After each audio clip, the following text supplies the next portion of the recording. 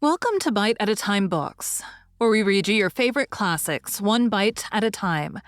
My name is Bree Carlile, and I love to read, and wanted to share my passion with listeners like you. Be sure to follow the show on your favorite podcast platform so you get all the new episodes.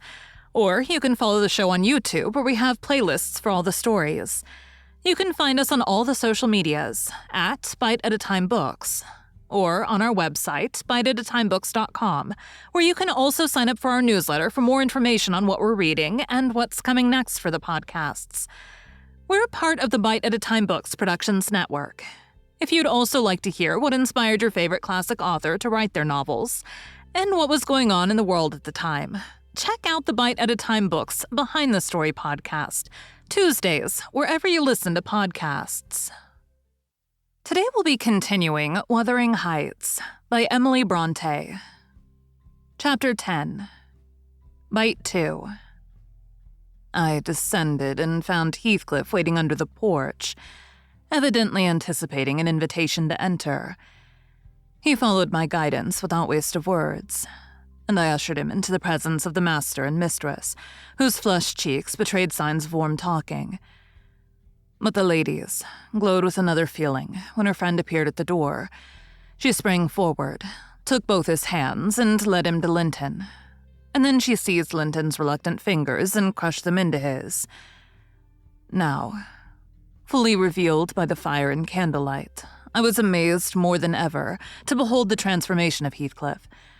He had grown a tall, athletic, well-formed man, beside whom my master seemed quite slender and youth-like. His upright carriage suggested the idea of his having been in the army. His countenance was much older in expression and decision of feature than Mr. Linton's. It looked intelligent, and retained no marks of former degradation. A half-civilized ferocity lurked yet in the depressed brows and eyes full of black fire, but it was subdued, and his manner was even dignified, quite divested of roughness, though too stern for grace. My master's surprise equaled or exceeded mine. He remained for a minute at a loss how to address the plowboy, as he had called him. Heathcliff dropped his slight hand and stood looking at him coolly till he chose to speak. "Sit down, sir," he said at length. "Mrs. Linton, recalling old times, would have me give you a cordial reception. And of course I'm gratified when anything occurs to please her." "And I also," answered Heathcliff, "especially if it be anything in which I have a part.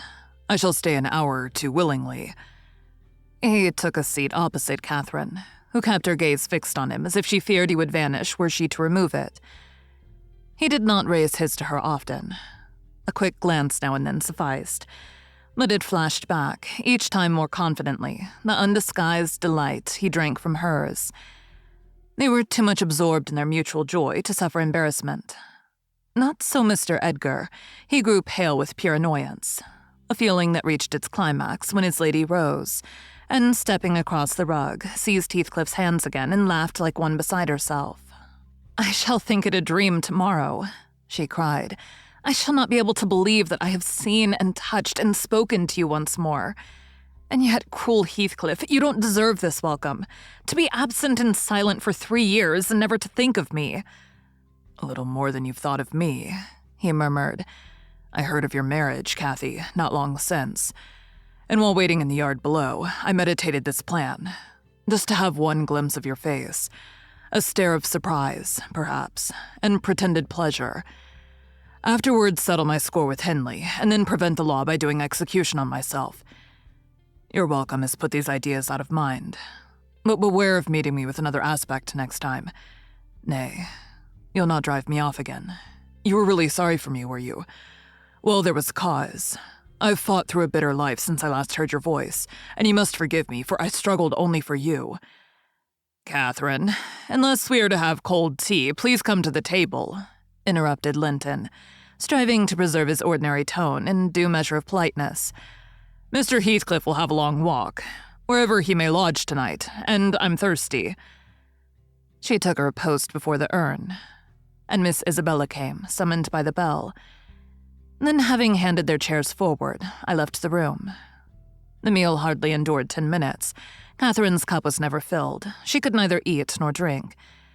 Edgar had made a slop in his saucer and scarcely swallowed a mouthful. Their guest did not protract his stay that evening above an hour longer.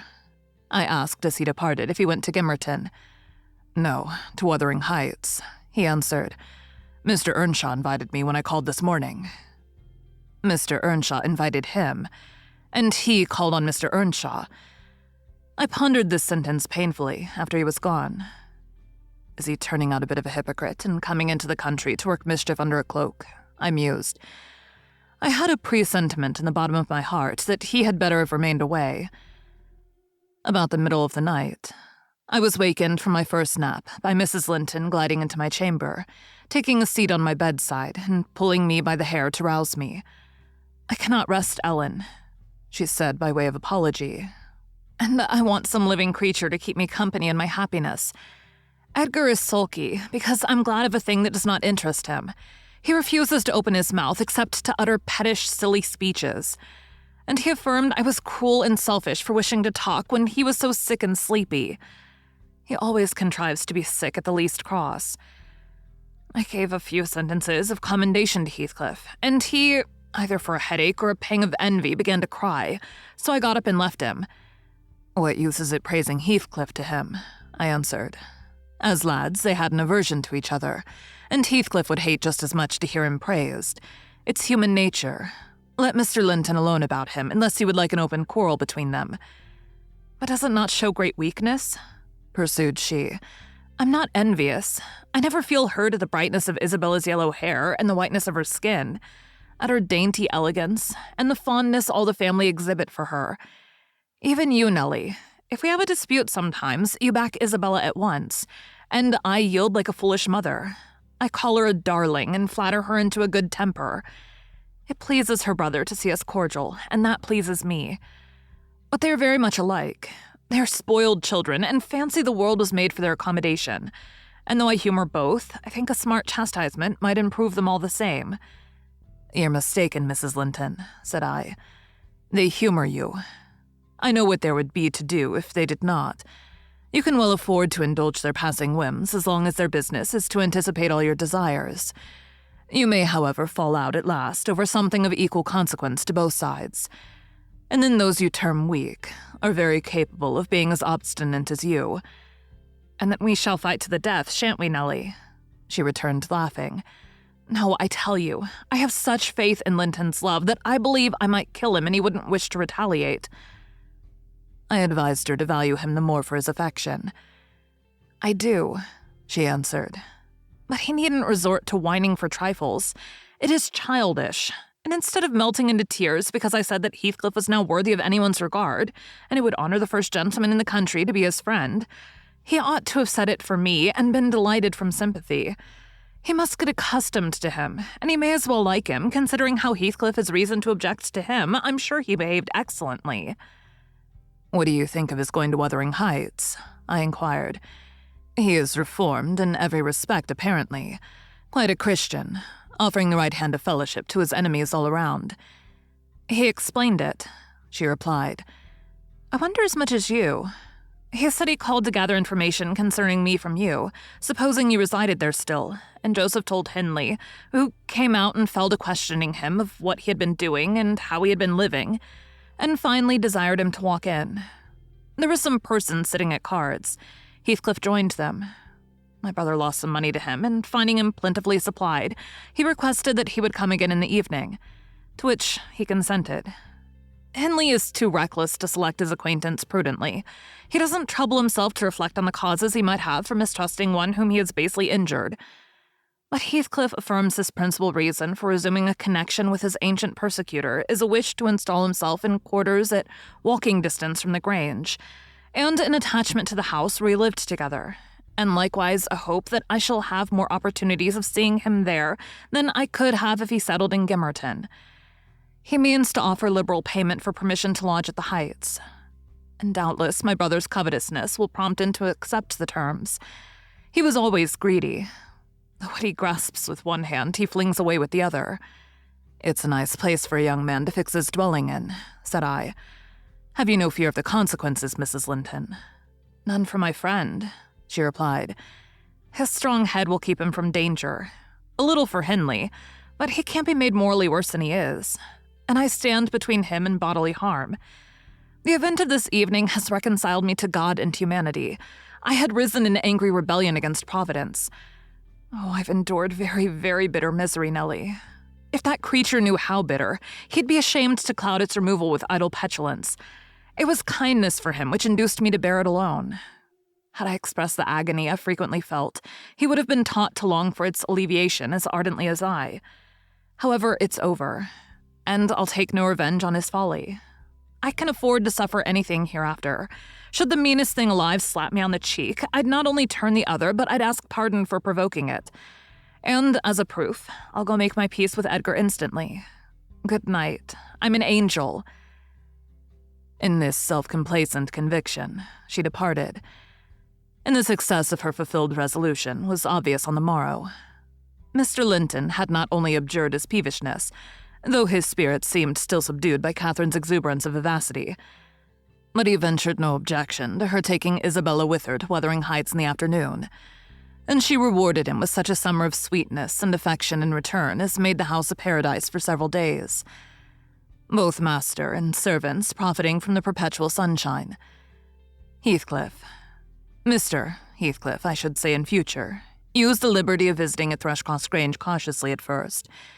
He seemed estimating how far its owner would bear his intrusion. Catherine also deemed it judicious to moderate her expressions of pleasure in receiving him, and he gradually established his right to be expected. He retained a great deal of the reserve for which his boyhood was remarkable, and that served to repress all startling demonstrations of feeling. My master's uneasiness experienced a lull, and further circumstances diverted it into another channel for a space. His new source of trouble sprang from the not-anticipated misfortune of Isabella Linton evincing a sudden and irresistible attraction towards a tolerated guest. She was at that time a charming young lady of 18, infantile in manners, though possessed of keen wit, keen feelings, and a keen temper, too, if irritated. Her brother, who loved her tenderly, was appalled at this fantastic preference. Leaving aside the degradation of an alliance with a nameless man, and the possible fact that his property, in default of heirs male, might pass into such a one's power, he had sense to comprehend Heathcliff's disposition, to know that, though his exterior was altered, his mind was unchangeable and unchanged, and he dreaded that mind. It revolted him. He shrank forebodingly from the idea of committing Isabella to its keeping. He would have recoiled still more had he been aware that her attachment rose unsolicited, and was bestowed where it awakened no reciprocation of sentiment.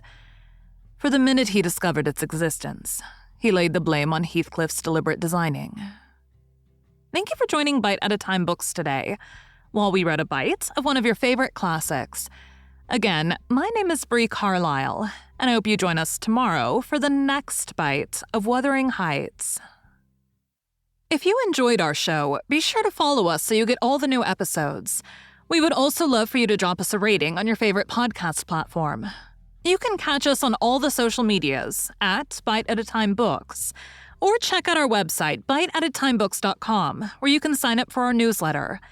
Our show is part of the Bite at a Time Books Productions Network. If you would also like to hear about the authors who write the books we read on the show, check out the Bite at a Time Books Behind the Story podcast, wherever you listen to podcasts, or on biteatatimebooksbehindthestory.com.